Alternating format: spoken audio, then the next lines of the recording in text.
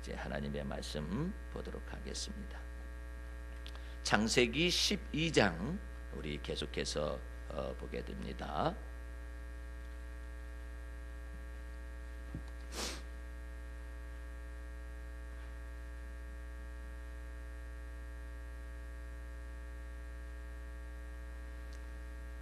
창세기 12장 10절에서부터 20절까지 길지만 봉독하도록 하겠습니다. 그 땅에 기근이 있으므로 아브라함이 애굽에 우거하려 하여 그리로 내려갔으니 이는 그 땅에 기근이 심하였음이라. 그가 애굽에 가까이 이를 때에 그 아내 사레더러 말하되 나 알기에 그대는 아리따운 여인이라. 애굽 사람이 그대를 볼 때 이르기를 이는 그의 아내라 하고 나는 죽이고 그대는 살리리니 원컨대 그대는 나의 누이라 하라. 그리하면 내가 그대로 인하여서 안전하고 내 목숨이 그대로 인하여서 보존하겠노라 하니라. 아브라함이 애굽에 이르렀을 때 애굽 사람들이 그 여인의 심히 아리따움을 보았고 바로의 대신들도 그를 보고 바로 앞에 칭찬하였으므로 그 여인을 바로의 궁으로 취하여 드린지라. 이에 바로가 그를 인하여 아브라함을 후대함으로 아브라함이 양과 소와 노비와 암수 나귀와 약대를 얻었더라. 여호와께서 아브라함의 아내 사레의 연고로 바로와 그 집에 큰 재앙을 내리신지라. 바로가 아브라함을 불러서 이르되 내가 어찌하여 나를 이렇게 대접하였느냐? 내가 어찌하여 그를 내 아내라고 내게 고하지 아니하였느냐? 내가 어찌 그를 누이라 하여 나로 그를 취하여 아내를 삼게 하였느냐? 내 아내가 여기 있으니 이제 데려가라 하고 바로가 그 사람들에게 그의 일을 명하매 그들이 그 아내와 그 모든 소유를 보내었더라. 아멘. 오늘 하나님의 말씀의 제목은 믿음과 판단 세 번째 시간 아브라함의 멘탈 붕괴다. 이와 같은 내용의 말씀의 제목을 가지고 여러분과 제가 하나님의 은혜를 나누도록 하겠습니다. 여러분들이 오늘 본문 말씀 창세기 12장 10절서부터 20절까지 읽어서 이거와 같은 것을 들어서 또한 이해하려면은 우리가 창세기 12장 1절서부터 3절까지에 있는 말씀을 조금 더 설명을 듣고 그 말씀을 이해해야만이 아하, 이 말씀이 그렇게 연결되는구나 하는 내용을 알 수가 있습니다. 하나님께서는 아브라함을 믿음의 조상으로 세우셨습니다. 믿음의 조상이라 하는 것은 몇 가지 의미를 담습니다. 믿음의 조상의 내용이 뭐냐? 첫 번째 12장 1절입니다. 여호와께서 아브라함에게 이르시되 너는 너의 본토 친척 아비 집을 떠나 내가 네게 지시할 땅으로 가는 것이 믿음의 조상의 의미다, 이 뜻입니다. 무슨 뜻이냐면은 핵심적으로 이 말씀을 엮어서 말을 하면은 너는 아담의 유전한 망령된 행실로 말미암아 하나님 앞에 죄를 가져오게 만들었고 사망이 들어오게 했으며 사망의 권세 잡은 자 마귀가 이 세상 임금이 되어져 가지고 왕노릇하게 만든 그와 같은 근본적으로 혈통의 조상인 아담이 아니라 이제 너는 이 혈통의 조상을 통하여서 하나님 나라를 세울 수가 없다라는 것입니다. 그러므로 너의 본토, 너의 친척, 네 애비집을 떠나라. 이 말은 이제 혈통의 조상으로서 너를 세우는 것이 아니라 하나님께서 계약을 새롭게 갱신하십니다. 이제 믿음의 조상으로 너를 세워서 어떻게 하시느냐? 두 번째로 내가 너로 큰 민족을 이루겠다. 누구 대신에?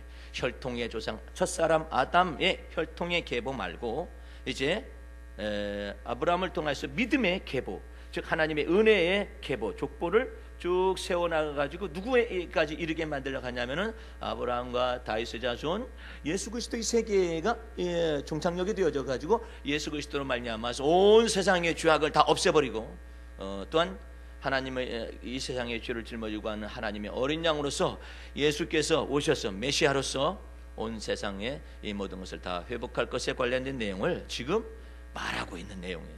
그러니까 너는 믿음의 조상이다. 그 말은 1절을 말하는 것이고 너는 믿음의 조상이라는 말은 2절을 또한 의미하는 것입니다. 믿음의 조상과의 언약은 뭐냐? 하나님 내가 너로 큰 민족을 이루는 것이다. 네가 뭐 민족을 이루려고 애써서 되는 게 아니라 이제 내가 하는 거야. 혈통의 조상은 지가 하나님과 같이 되려겠죠. 그러니까 하나님이 이게 전부 다 이걸 기억하시는 거예요. 여러분들 눈에는 이것이 안 보일지 모르지만은 내가 지금 계속해서 책을 써나가는 것 가운데 이런 내용을 살펴보면은 하나님이 호세아서에서 막 그냥 그 속 깊이 큰 분노가 있는 것을 말씀하시요. 너희 조상 아담은 내게 패역한 죄를 범하였으며, 그런 내용, 내 언약을 파괴하였노라. 그 내용을 담고 있어요. 모세는 시편 90편에 이런 내용을 말을 하고 있습니다. 우리의 생명이 잠시 잠깐 하룻밤 지나면은 뭐 사라지듯이, 이처럼 아니면은 이슬방울처럼 아니면 안개처럼 이렇게 잠시 잠깐입니다. 그러면서 무슨 내용을 얘기하느냐면, 하나님께서 우리 조상에 대한 분노를 거기에다 두셨다 이거야. 응? 그 생명에다 두셨다 이 말이야. 죽는다. 네가 선악을 알게 한 나무의 실과를 먹으면 죽는다. 반드시 죽는다. 거기에다가 하나님께서 분노를 두셔서 우리가 그냥 인생이 휙 날아가는. 어렸을 때는 나이 들기를 원하죠. 근데 점점 나이가 들어가면 이제 막 얼마나 빨리 돌아가는지, 한 달이 벌써 다 됐어. 일주일이 벌써 다 지나갔고, 또 주일이네. 또 한 달 지나갔네. 벌써 지금 1, 4분기, 2, 4분기, 3, 4분기 지나가고 9월달이야. 아이고 이제 금방 이제 눈 내리고 크리스마스 다가오고 연말 연시 다가오면 또 2013년. 아이고, 인생이 그처럼 부지부식간에 그냥 날아간다고. 그래서 인생이 연수가 70이요 강건하면 80에 불과하다. 그런 내용 하면서 거기서 모세가 무슨 내용을 시편에 유일하게 기록한 그 내용 속에 말을 하냐면, 여호와께서 하나님의 깊은 분노를 우리의 그 수명에다가 딱 두셨지. 네가 스스로 하나님과 같이 되려고 그래? 네가 판단이란 판단 다 하고? 네가 하나님이냐? 짐의 심을 받은 것이 어찌 창조주 하나님에 관해서 판단이라는 걸 다 하려고 그래? 그러니까 하나님께서 이 부분을 놔두는 거예요. 너는 믿음의 조상이라. 그 믿음의 조상의 의미가 뭐냔 말이에요. 그것은 네가 혈통의 조상 아브라함의 지혜와 아브라함의 판단대로 사는 것이 아니라 이제 하나님의 뜻대로 사는 것인데, 그 하나님의 뜻대로 사는 것을 믿음의 언약에다가 떡건이 건축하면서 이제 하나님의 뜻대로 산다라는 의미가 뭐냔 말이에요. 참, 한국 교인들은 참 이상하게 배웠어. 하나님의 뜻대로 산다고 하면 자기가 막 하나님의 뜻대로 살려고 애를 쓰고 금식하고 처리하고 막, 그래서 어떻게든 그냥 자기가 하나님의 뜻대로 살려고 애를 쓰는 것을 하나님의 뜻대로 사는 줄 알아요. 우리 주님은 뭐라고 말씀하시는데? 네가 나를 떠나서 아무것도 스스로 할 수 없다. 너 그거 한번 배워야 한다. 오직 뭐만 믿어야 해요? 우리의 믿음의 주요, 우리를 온전하게 하시는 예수만 바라봐야 하는 것이고, 이때 당시에는 하나님만 바라봐야 하는 거예요. 왜? 하나님을 믿으면 전지전능하신 하나님께서 모든 것을 하나님 스스로가 하시겠다는 거예요. 누구를 위하여서? 우리를 위하여서 하겠다는. 우리를 위하여서 어떻게 하시느냐? 내가 너로 큰 민족을 이루마. 누구 대신에? 아담의 이 유전한 망령된 행실을 가지고 태어나는 이 족속들 말고, 믿음 안에서 하나님을 경외하고 하나님만을 생각하고 하나님의 판단과 하나님의 지혜를 성령 안에서 받아들이고 그 말씀에 순종할 수 있는 사람들, 그런 사람들을 민족을 이루겠다라는 거예요. 또 내가 네게 복을 주는 것이다. 아담의 유전한 망령된 행실은 뭐예요? 내가 노력해서 내 밥 내가 먹는 거예요. 내가 열심히 노력해가지고 하늘은 스스로 돕는 자를 도울 뿐이야. 내가 노력하지 않으면 하나님은 내게 주실 수가 없어. 내가 노력했기 때문에 하늘이 나를 도운 거라고. 그래서 결국은 자기중심적이 돼요. 예? 근데 하나님은 뭐라고 말씀하세요? 내가 내게 복을 주어야만이 내게 다가온 그 기회가 너한테 복이 되는 것이고 네 것이 되는 거야. 네 멋대로 사업계획 구상한다고 해서 다 될 줄 알아? 천만의 말씀. 너 나를 떠나서 아무것도 스스로 할 수 없다. 그것을 배우기까지 우리는 하나님 앞에서 믿음의 언약이라는 것이 무엇인가를 알아야 해요. 그래서 믿음의 언약은 뭐냐? 믿음의 조상이라는 말은 믿음의 언약이라는 거예요. 그 믿음의 언약이라는 건 뭐냐면 내가 너로 큰 민족을 이루는 것이지. 네가 75세 나이 때 너 자식도 하나도 없잖아. 네 멋대로 자식 만들어낼 수 있을 것 같아? 근데 나는 너를 네 본토 떠나라고, 네 친척 떠나라고, 네 애비집까지 떠나라 하지 않니? 너가 홀홀단신이었을 때 내가, 하나님이 말씀하시는 내가 네게 능력을 보일 것이며, 네가 홀홀단신이었을 때 불임이잖아. 네가 나를 믿는다면은 내가 너로 아예 하나를 주는 것이 아니라 네 몸으로부터 아예 민족이 나오는 거다. 민족, 어떤 민족? 아브라함과 다윗의 자손 예수 그리스도 안에서 구원 얻을 하나님의 백성과 하나님의 나라가 너의 믿음의 문을 통하여서 출발할 것인즉 너가 이것을 믿겠느냐 이 말이에요. 예를 들어서 하나님이 네가 율법의 말씀을 다 지켜 행하면은 내가 이것을 이루어 줄 것이마. 이것은 믿음의 언약은 아니에요. 하나님께서 지금 하나님 내가 너로 큰 민족을 이루는 것이며 하나님 내가 네게 복을 주는 것이며 하나님 내가 내 이름을 창대케 하리니 너는 복의 근원이 되는 것이다. 그게 두 번째 믿음의 주장이라는 의미예요. 세 번째 의미는 3절에 있습니다. 간략하게 해야만이 요 오늘 본문 말씀이 해석이 돼요. 너를 축복하는 자에게는 내가 복을 내릴 것인즉 네가 판단하지는 말아라. 어? 어? 저놈이 내가 저한테 잘해줬는데 왜 저놈은 나한테 안 하는 거야? 이러지 말라. 하나님께서 너를 축복하는 자에게는 내가 복을 내리는 것이지 내가 저한테 잘해줬는데 지는 왜 나한테 안 해줘? 네 판단 세우지 말라는 거예요. 하나님이 복을 내릴 거니까. 그래, 네가 한 일에 하나님이 복을 내릴 거다. 그리고 그 사람들에게 하나님이 복을 내릴 것이다. 네가 하나님께서 뭐라 하시냐면은 시샘말로 하면은 너 함부로 네가 저 사람이 내가 저 사람한테 잘해줬는데 저 사람은 나한테 안 해준다고 말이야. 그따위 판단하거나 네가 속전으로 그냥 막 판단하고 그 다음에 네 지혜로서 막 헤아리고 이러지 말라 이거예요. 하나님이 복을 내리시는. 예수님이 그 말을 받아가지고 뭐라고 말씀하세요? 산상수훈에서 받을 생각하지 말고 주어라 그래요. 받을 생각하지 말고 주어라. 받을 생각하면 왜 그래요? 목사님 그러면 주어도 안 받습니까? 그 말이 아니에요. 받을 생각하고 내가 주면 그 사람만 쳐다봐요. 꼴보기 싫어 그 사람이. 아니 지가 필요할 때는 가져갔다가 빌려갔다가 왜 내가 필요할 때 왜 안 주는 거야? 이런 마음 때문에 시험에 들어버려요. 돈 빌려주고 시험에 들고 물건 빌려주고 시험에 들어버려요. 그럼 어떻게 주님께서는 네가 너 시험 들지 않도록 받을 생각하지 말고 줘. 그 누구를 위한 거예요? 빌려간 사람을 위한 게 아니에요. 빌려주는 사람에게 하나님의 복을 내리시기 위한 거예요. 근데 복을 이 사람이 빌려주는 무릇 주는 자는 받는 자보다 복이 있다 했거든요. 주는 자에게 복을 주려고 그러는데 이 받을 생각을 해버리네. 그래서 다 까먹어 버리는 거야. 율법을 알려면 확실하게 알아야지. 또 복의 근원이 무엇인가 알려면 확실하게 알아버려야지. 그럼 목사님 그러면 돌려주면은 아예 받을 생각하지 말라겠으니까 받지 말을까요? 성경에 그런 말은 없어요. 받을 생각을 말라겠지 받지 말라겠어? 잘 생각을 해보란 말이에요. 말씀 속에서 받을 생각을 하지 말라. 받을 생각을 하지 말아라. 받을 생각하면 너 정신적으로 멘붕 온다. 멘탈 붕괴된다는 거 아니에요 지금? 저 사람이 자기가 필요할 때 가져가가지고 말이야 주지 않는다고 말이야. 정말 왜 사람들이 이 모양 이 꼴인지 몰라. 더 심하면 어떻게 되는 줄 아세요? 대한민국 이런 사람들 때문에 잘 안 되는 거야. 말을 해버려요. 그게 멘탈 붕괴지. 그러니까 우리 주님께서는 말씀하시는 거예요. 받을 생각하지 말고 빌려주거라. 그러면 내가 내게 복을 내리마 이 뜻이야. 주면은요 받아야지. 하나님께서 그곳을 갚지 않는 사람에 대해서 굉장히 좋지 않은 판단을 해놓고 있거든요. 그러니까 우리 주님께서는 네가 받을 생각하지 말고 주어라. 그래야만 네가 마음이 편안하지.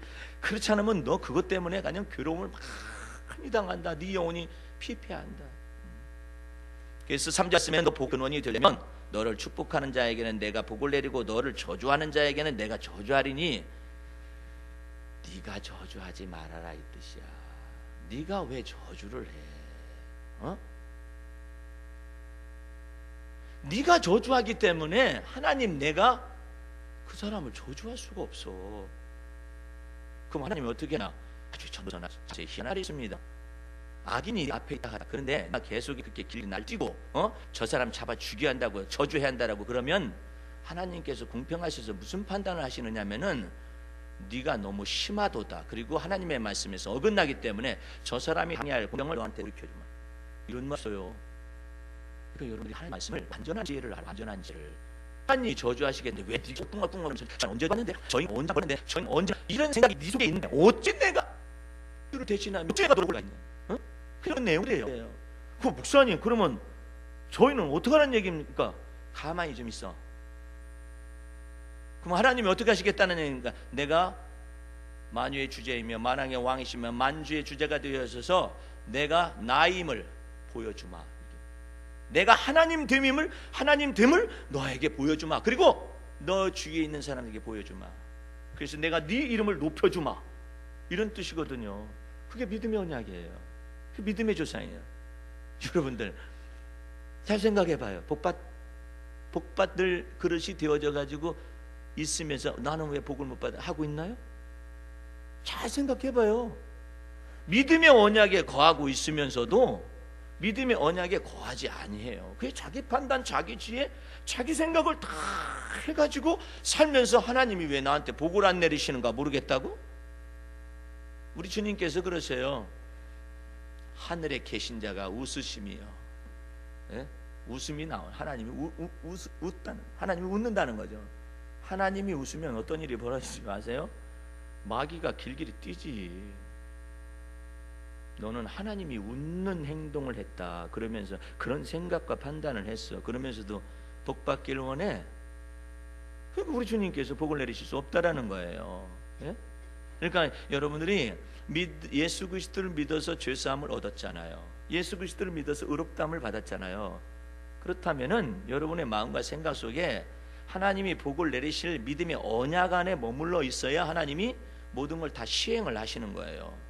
시행을 하시기 때문에 여러분의 마음 중심 속에서는 여러분 스스로가 저주를 하거나 여러분 스스로가 왜 내가 복이 이때 임하지 않는가 어쩌나 이런 생각을 할 게 아니라 하나님이 하시는 일이에요. 그러니까 모든 것이 다 무슨 내용이냐?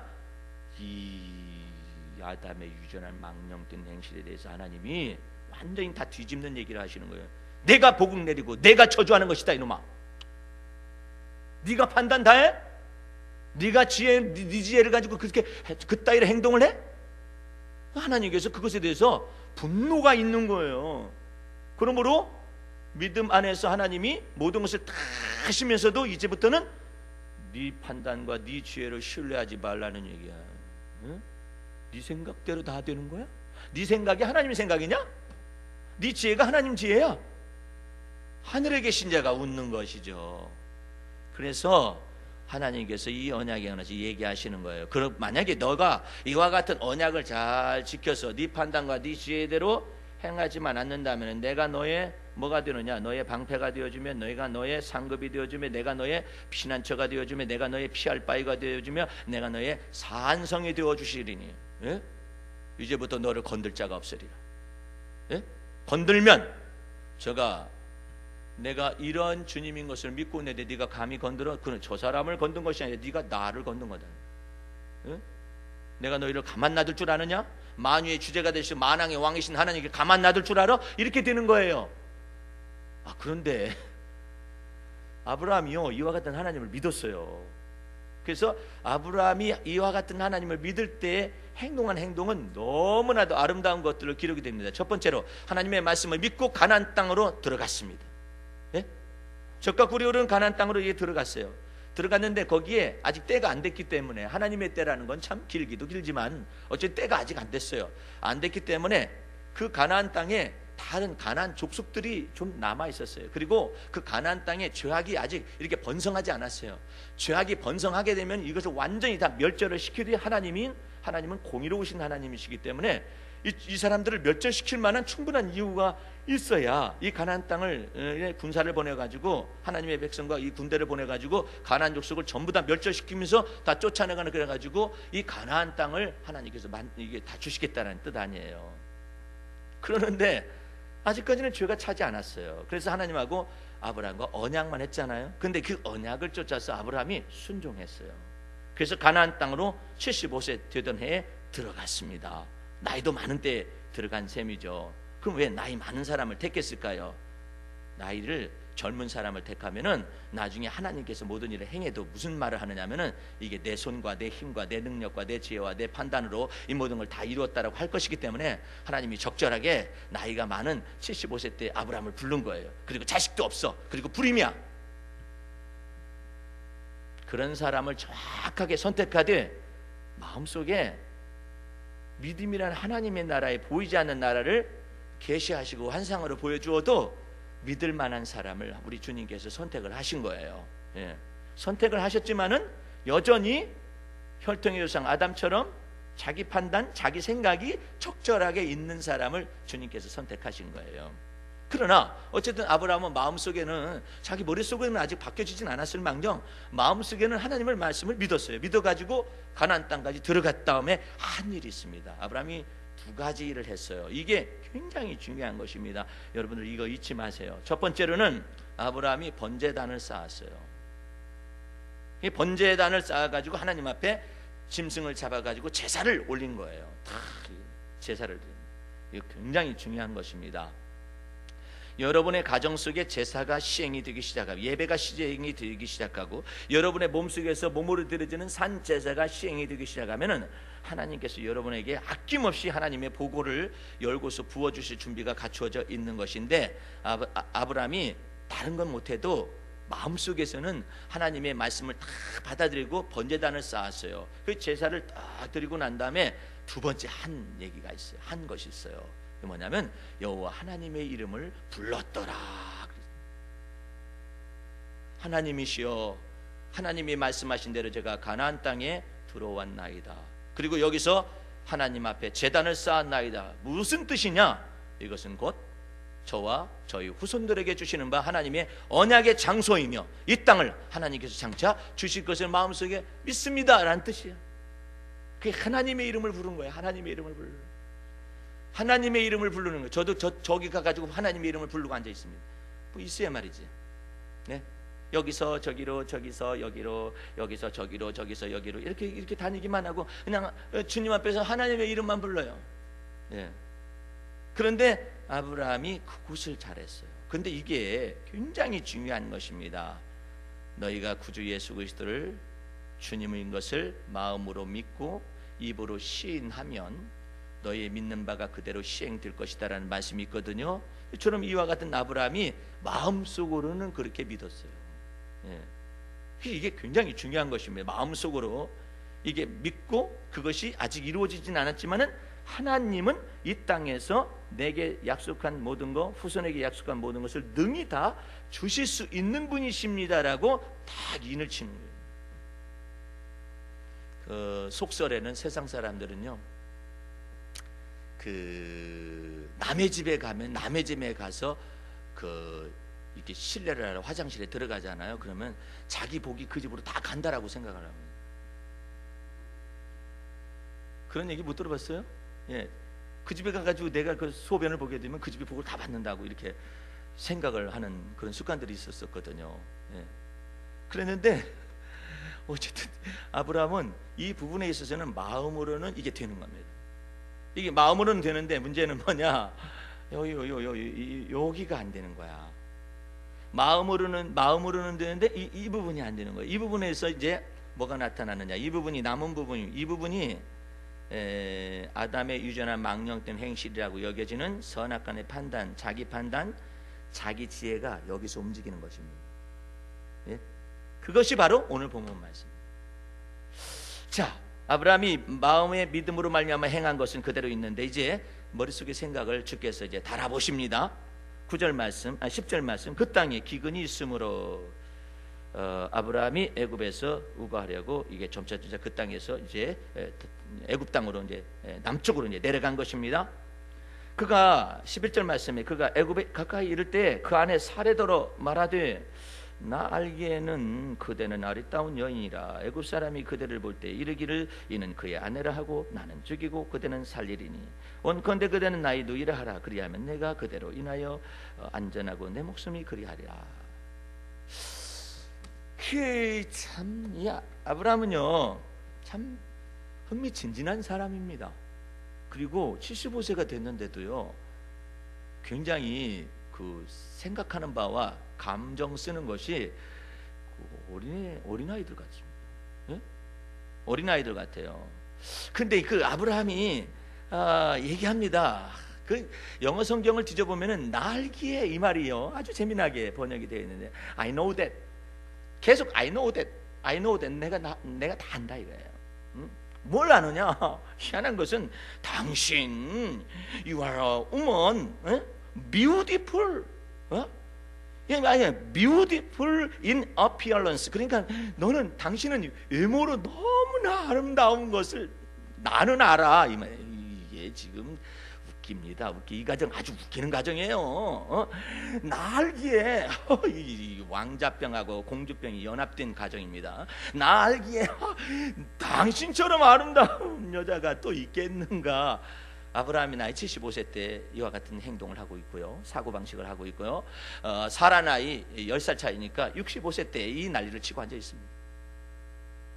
여러분 생각할 때는 목사님 그 아이를 안 낳아서요 훨씬 젊었을 가능성도 있잖아요. 그랬을 가능성도 많고 이때 나이는 훨씬 우리 때의 나이하고는 다릅니다. 확실히 달라요. 왜냐하면 아브라함이 175세까지 살았거든요. 100년을 더 75세 때 부름받아가지고 100년을 더 살았어요. 예, 그러니까 어떻게 보면 175세를 수명으로 생각한다면은 마치 반절, 그러니까 오늘날로 말하면 한 40대나 50대 이렇게 될 수 있을 거예요. 그렇죠? 수명이 지금 단축됐으니까요. 근데 어쨌든 간에 아브라함이 하는 얘기가 아주 기가 막힌 말합니다. 나 알기에 당신은 very beautiful woman이라고, 너무 아름다운 여자다. 여러분 당신은 아름다운 여자예요 이렇게 말했겠어요? 에? 거기다 당신은 너무너무 아름다운 여인이다.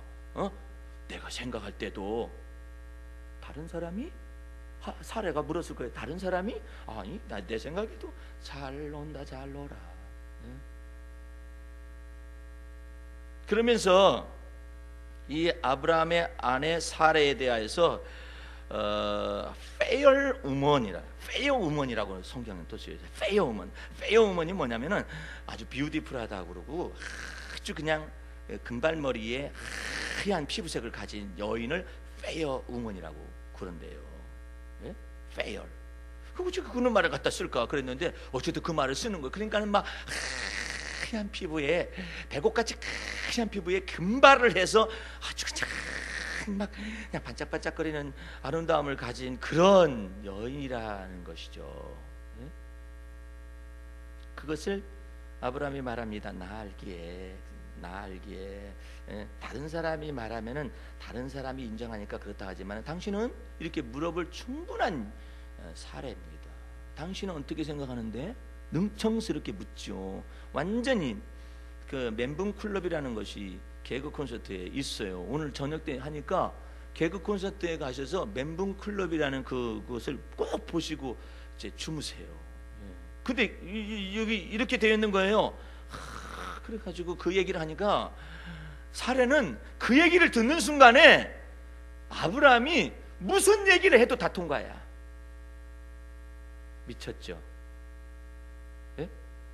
무슨 얘기를 해도 다 통과야. 당신은 아름다웠고 아리따고 반짝반짝 빛이 나는 그런 여인이야. 예? 근데 다른 성경에는 끄트머리에다가 꼭 appearance나 countenance를 갖다 붙이는데 이게 전부 다 뭐냐면 외모로 이런 뜻이에요. 외모가 귀풍이 나는 거예요. 우아하고 귀풍이 나는 그런 여자였던 것 같아요. 예? 내가 우아하고 귀풍이 나는 여자는 이제 연예인들 막 외국의 연예인들 있고 그러잖아요. 그레이스 켈리라는 여자가 있었어요. 진짜 그 여자는 정말 왕비.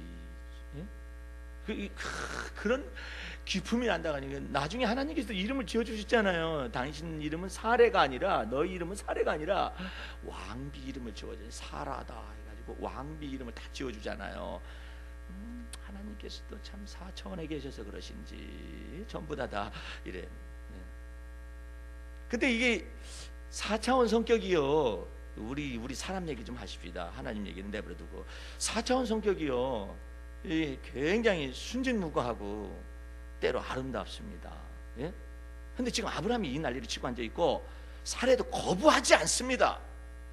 당신은 아름답고 아리따운 여인이라는 말을 거부하지 않아요. 자기도 인정하는데 또 아브라함까지 또 나 알기에 이렇게 말하니까 나도 나를 알거든. 서로가 이렇게 하고 앉아 있는 거예요. 그러면서 계약이 지금 성사되고 성사를 시키려고 아브라함이 지금 이 얘기하고 있는 것이거든요.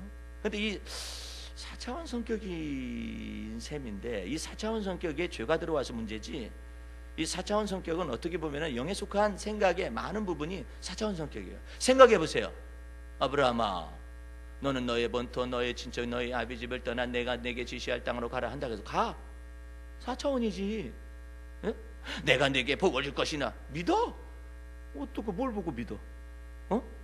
너를 큰 민족으로, 아니 나는 아이도 하나도 없는데 무슨 큰 민족. 4차원이지. 예? 뜬금없이 얘기하는 말에 뜬금없이 믿고 있잖아요. 그 다음에 또 내가 내게 복을 주어서 너로 하여금 열왕의 저것이 만들 것이며 또한 복의 근원을 만들 것이야. 내가 너를 건드는 사람이 있으면 내가 가서 혼내줄 것이고, 너를 갖다 저주하면 내가 가서 저주할 것이고, 너를 축복하느니 내가 가서 축복해 줄 것이다. 이렇게 말씀하시는데 그거 뭐 보이지도 않는 것을 믿어? 4차원인. 그런데 이 4차원과 같은 영의 세계에 사람들 속에 죄가 들어온 거예요. 그래가지고 엉뚱발랄한, 예? 뜬금없는 소리들을 해대는 것이죠. 그래서 4차원 성격을 찾아봤는데, 4차원 성격 테스트 방법이 있는데, 거울을 보고 자기 자신과 계속 얘기할 수 있는 사람, 4차원 성격 가운데 들어갈 수 있답니다. 계속 너는 어쩌면 그렇게 이쁘니, 자기가 자기를 보고 하는 소리예요. 지금 어쩌면 그렇게 이쁘니, 눈도 이쁘고 코도 이쁘고 다 예쁘네. 이렇게 하는. 그 다음에 개하고 개 있잖아요. 강아지 새끼 있잖아요.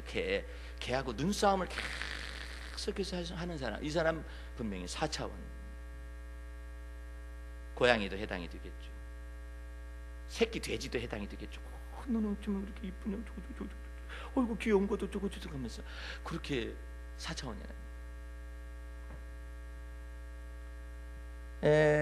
5분 이상 멍 때릴 줄 아는 능력 있는 사람, 그 4차원 성격 중에 한 사람은 5분 이상 멍하니 있는 그 능력이 있는 사람, 4차원입니다. 그 다음에 집 전화로 자기에게 핸드폰에게 전화해서 계속 통화를 하는 사람, 자기가 전화를 한다는 것이 자기 집 전화로 자기 핸드폰으로 전화해서 여보세요 그렇게 해본 적 있는 사람도 4차원에 해당이 된다 하는데, 그 4차원 성격을 정의 내리기를 뭐라고 내렸느냐면은 그냥 잠깐 칸막이 말씀을 드리는 거예요.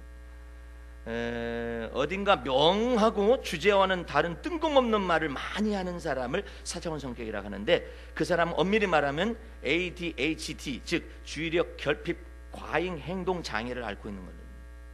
주의력 결핍 과잉 행동 장애인데, 첫 번째로는 일관성이 없는 낮은 성격, 일관성이 없고 성실성이 낮은 성격의 사람들이 거의 다 4차원이에요.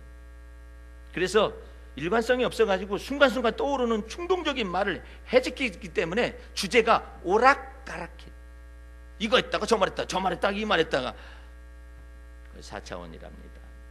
그 다음에 친화력이 아주 약해져가지고 공감하는 능력이 별로 떨어지는 거예요. 공감하는 능력이 떨어져가지고 다 같이 이 얘기를 하고 있는데 이 뜬금없는 4차원 성격이 오면은 갑자기 이 공감하는 이와 같은 대화가 깨져버리는 거예요. 이 사람이 들어가가지고. 그 다음에 타인의 마음을 읽는 능력이 저조해가지고 상대방의 기분이 있건 상대방의 생각이 있건 상관 안 해요. 자기 얘기만 해, 자기 얘기만 해. 4차원 성격이다.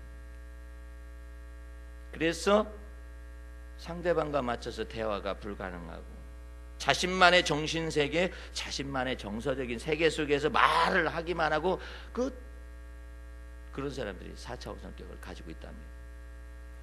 근데 지금 제가 왜 이 내용을 얘기를 여기에 막간에 집어넣느냐면은, 아브라함이 말을 합니다. 여태까지 믿음의 조상 아브라함은 혈통의 조상을 떠나서 너를 갖다 믿음의 조상으로 세우는 것이며, 하나님 내가 너에게 복을 주는 것이며 너는 복의 근원 되는 것이며, 너에게 축복하는 자에게 내가 가서 축복할 것이고 너에게 저주하는 자는 내가 가서 저주할 것이니까 너는 가만히 있어라. 너는 그냥 하나님 안에만 거하여 있거라. 하나님을 피난처 삼고 있거라. 하나님이 너의 안전지대이니라. 하나님이 너의 상급이고 하나님이 너의 방패가 되실 것이지 너는 가만히 있어서 내가 하나님 됨을 알지어다. 이렇게 됐어요.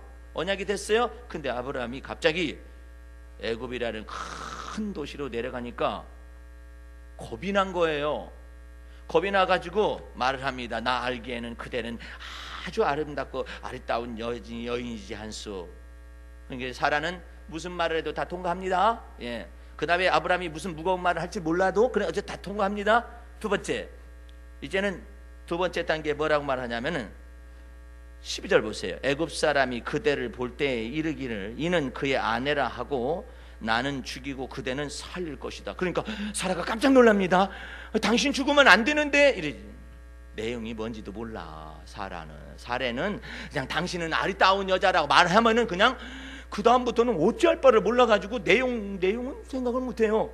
그 내용이 뭐냐면은 애굽 사람들이 그대를 볼 때 너무나 이쁘니까 그대가 나의 아내라고 말을 하게 되면은 그대 때문에, 그대의 아름다움 때문에 그대를 빼앗기 위해서 나를 죽이고 당신을 살리게 된다. 에? 이렇게 된 거예요. 지금 이거 편집증이에요. 편집증. 아브라함의 머릿속에요, 나는 죽이고 그대는 살릴 것이다 라는 이와 같은 해괴 망측한 생각을 하고 있는 거예요. 여러분 머릿속에 왔다 갔다 하는 생각이 뭔가요? 예? 이런 불길함과 불안함이 머릿속에 왔다 갔다 해가지고 이걸 턱하니 던지는 거야, 마귀란 놈이. 예? 그래서 불길한 일이 나타나도록 만들려고 수없이 여러분의 두뇌를 왔다 갔다 이렇게 오르락 내리락 하고 앉아 있거든요. 여러분들 이런 부분을 주의 말씀을 들으면서 알아야 해. 내 머리가 지금 문제가 있다. 이거 지금 뭐가 문제가 있어가지고 틈을 타는 것들이 많이 있다. 이러면은 빨리 이것을 주 앞에서 내어놓고 자복하고 이 예수의 보혈 앞에 씻음 받고, 그래서 이 두뇌를 청소를 해줘야만이 이게 다시는 마귀라는 놈이 오질 않아요. 예? 나 죽이고 당신 살릴 것이다. 이와 같은 내용을 얘기하거든. 이게 얼마나 해괴 망측한 소리예요. 뜬금없는 소리잖아요. 4차원이라. 그냥 고민이 된다라는 것이죠. 고민이 되니까 사례가 그러면 안 되죠. 사례는 이렇게 말을 할 수 있는 사람이에요. 당신은 아리따운 여자라고 말을 하면은 차라리 내가 죽어도 당신은 살아야지 말할 수 있는 여자야. 그렇게 희생심 많은 여자라고. 아브라함이 무슨 말을 하느냐면 그건 성경에 없는 말이에요. 예, 지금 내가 상상 속에서 얘기하는 겁니다. 아브라함이 타협안을 딱 제시하는 거야. 사실은 아브라함이 이 얘기하고자 원해서 그런 거예요. 이 얘기하고자 원해서 당신 아리따운 여자다. 그 다음에 나 죽이고 당신 살릴 수도 있어. 애굽 사람이 나 뺏기 위해서, 당신 뺏기 위해서 그렇게 말을 합니다. 아브라함은 굉장히 사례를 위하는 것 같죠. 웃겨요, 이 사람. 사례를 위한 게 아니야. 자기 그냥 목숨 부지하기 위해서 그러는 거예요. 어떻게 했어? 실질적으로 그래요? 안 그래. 안 그러는데 자기 머릿속에 생각 속에서 그렇게 생각하는 거야. 그래서 13절 말씀에 타협안이 왔는데 원컨대 그대는 나의 누이라 하라. 그리하면 내가 그대로 인하여서 안전하고, 그 다음에 또 내가 그대로 인하여서 내 목숨이 보존하겠노라. 이렇게 말했잖아요. 그것을 원문에 가깝게 번역된 성경을 제가 읽어드리겠습니다. 그렇게 된다면은 당신 덕분에 내가 대접을 잘 받을 것이고, 미친놈이지. 응? 당신 때문에 내가 당신 덕 좀 보자 이것이지, 내가 대접 잘 받을 것이라고. 두 번째로 당신 덕분에 내 목숨도 부지할 수 있을 것 같다라는 말을 한 거예요. 오늘 여러분들 이게 뭔지 아세요? 이게 너의 본토 너의 친척 아비집이라고 여겨지는 혈통의 조상 아담의 유전한 망령된 행실에 속한 선악간의 자기의 판단이고 자기의 지혜예요. 그것을 여러분들이 아셔야 해요. 왜 지금 이 성경 구절을, 이 본문 말씀을 선택해가지고 목사님이 왜 믿음의 조상서부터 막 쭉 풀어오면서 왜 여기에 다다르느냐? 이것이 바로 자기 판단이고 자기 지혜라 이 말이야. 이것을 실질적으로 네가 떠나야만 한다라는 것을 가르쳐주기 위해서 오늘 본문이 온 거예요. 다시 잘 들으세요. 하나님의 말씀을 잘 들으면 여러분의 앞뒤 머리가 전두엽 후두엽으로 해가지고 이 모든 전체가 다 조합해서 새로워질 수 있어요. 마치 태풍이 와가지고 온 바다를 갖다가 오염된 바다를 다 뒤집어넣고 바닷물을 다 새롭게 하고 만물을 새롭게 하는 그와 같은 도구로 쓰는 것처럼 말씀을 잘 듣게 되면은 이런 내용이 들어와요. 하나님께서 뭐라 하냐면 너는 믿음의 조상이지 결단코 혈통의 조상에서 너를 갖다 세우는 것이 아니라 내가 너를 믿음의 조상으로 세운다 이 말 아니에요. 그 말은 무슨 말이에요? 혈통의 조상이 아니라 이 혈통의 조상의 망령된 행실에서 너가 떠나서 이제 믿음의 조상으로 세우니까 너 하나님만 경외하고 하나님을 따라가거라. 그래야면 내가 너한테 복을 줄 것이다 이 뜻이에요. 그랬는데 그 실질적인 내용을 혈통의 조상 아담의 지혜, 아담의 판단, 즉 자기 판단, 자기 지혜로 생각하는 이 습관이 마음에서는 이제는 이게 떠났는데 마음에 믿으니까 이 머릿속에 아직도 남아있는 것을 마저 내가 너한테 다 떠나는 방법을 가르쳐 줄 것인즉 이 뜻이야. 왜? 혈통의 조상 아담의 판단의 지혜와 선악간의 지혜와 선악간의 판단한 지혜가 이 내용이요 애매모호해요. 뭘 떠나라는 내용인가? 그 내용이 구체적으로 이제 여기 본문에서 있는 것처럼 이게 바로 아담의 유전한 망령된 행실이다. 이 자기의 생각과 자기의 판단과 자기 지혜대로 지금 이 현실을 파악하고 있는 거 아니에요. 이 내용을 주님께서 보여주시면서 이걸 바로 떠나라는 것이다. 네 지혜, 네 판단이 있지. 자기 지혜, 자기 판단으로 하나님을 믿지 아니하고 자기 지혜, 자기 판단으로 이 부인을 갖다가 자기 누이라고 속여가지고 이 바로의 궁전에 집어넣고 자기는 대접을 받고 자기는 목숨을 보존하려는 이와 같은 사악하고 아주 그냥 앙큼한 아브라함의 잔꾀, 요게 굴러가는 거예요. 이거는 굴러가는 것을 창피하게 믿음의 조상 아브라함이라고 본문 기록된 지가 얼마나 됐다고 지금 벌써 이게 나타나. 그 까닭은 뭐냐면 우리 속에 머릿속에 이와 같은 것들이 있어서 이게 움직이고 있으니까 이와 같은 움직이는 세력들을 다 이 성경책에 다 기록해서 이게 바로 아담의 유전한 망령된 행실이고 자기 생각과 자기 판단과 자기 지혜를 가지고 지금 아브라함이 믿음의 조상으로서 걸어가고 있는데 하나님도 함께 계시잖아요. 이렇게 함으로 인하여서 아브라함이 실수를 하는 거예요. 그 실수를 하는 이와 같은 판단과 자기 지혜와 이 생각을 낱낱이 이렇게 드러내서 이것을 드러내가지고 하나님께서 우리들에게 보여주시면서 이제 이와 같은 것들이 믿음의 조상 아브라함에게도 있었은즉 이제 우리에게도 하나님께서 예수 믿고 구원 얻고 난 다음에 예수 믿고 구원 얻었다는 말이 무슨 말이에요? 우리가 우리 조상의 유전한 망령된 행실에서 구원함을 얻은 것은 음이나 금과 같이 된 것이 금으로써 된 것이 아니라 하나님의 저먹고 흠없고 흠이 없는 어린 양 같은 하나님의 아들 예수 그리스도의 피로 말미암아 구원함을 얻었다고 말하잖아요. 그 조상의 유전한 망령된 행실이 거기에서 구원을 얻게 하시고 난 다음에 주님이 우리 안에 들어오시죠. 들어오시고 난 다음에 성결의 축복을 위하여서는 여러분의 성품을 다 다루기 위하여서는 이제 그리스도가 내 안에 사는 것이요 내가 사는 것이 아니라는 것을 만들어 주시기 위해서는 이제 내가 살았었던 것들이 무엇인가를 하나님께서 실질적으로 나타내 보여주셔야만이 이래서 아담의 유전한 망령된 행실이 이래서 나타나는 것이구나. 이것을 실질적으로 가르쳐 주시는 거예요. 다시 생각하세요. 다시 정리합니다.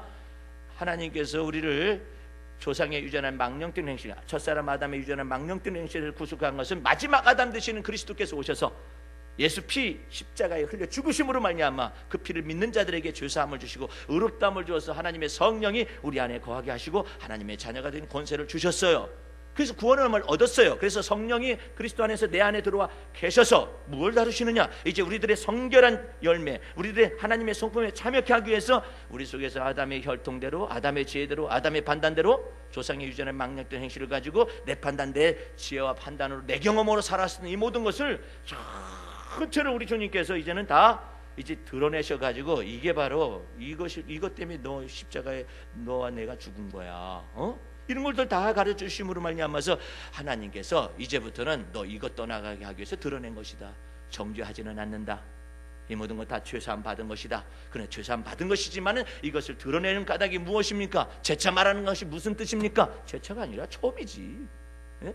이와 같은 것들이 하나님을 경외하지 못하게 하는 것이고, 아담의 유전한 망령된 행실 가운데 자기 지혜와 자기 판단으로 네가 지금 이와 같은 상황을 지금 판단하고 있는 거 아니냐.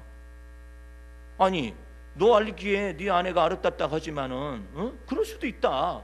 근데 네가 그런 것들 때문에 네 머리 써가지고 네 아내한테 말하고자 원하는 근본적인 해결책이 저거 아니냐. 네 죽을까봐, 네 두려움 때문에 그런 거 아니야. 너 죽을까봐 그런 것이지 네 아내를 위한 거냐? 그게 사랑이냐? 너 죽을까봐 그런 거야. 너 죽을까봐서 그렇게 말한 거 아니냐. 그 모든 것을 다 안과 바깥에 속에 있는 심리, 속에 있는 뜻, 의중, 이 모든 것을 전체를 드러내시고 지금 이게 지금 말씀 속에 쓰여져 있는 거예요. 너 죽을까봐 그런 것이, 네가 네 아내 걱정했어?